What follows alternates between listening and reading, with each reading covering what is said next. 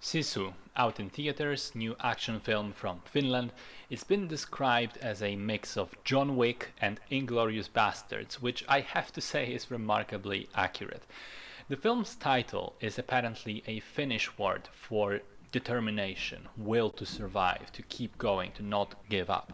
It is personified in the main character of the story, an old guy who's prospecting for gold in the middle of nowhere in Lapland in the year 1944.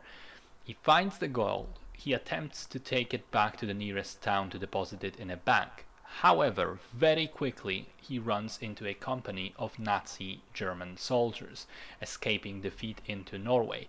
And as they realize he's carrying riches, they try to take them from him and attempt to kill the old man.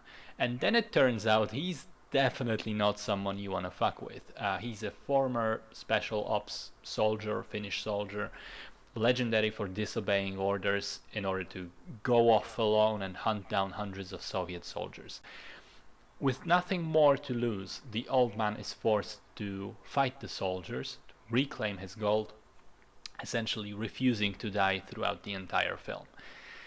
So it's a fun, tight movie. Its style reminded me partly of old Western films, partly of cheap exploitation cinema of 1970s, something that Tarantino would grow up watching.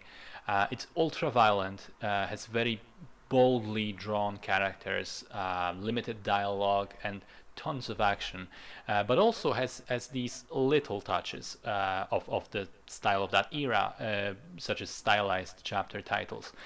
And while it starts off relatively grounded, as time goes on, it becomes increasingly insane, and by the final act, it's just balls to the wall crazy, abandons all realism for the sake of badass action.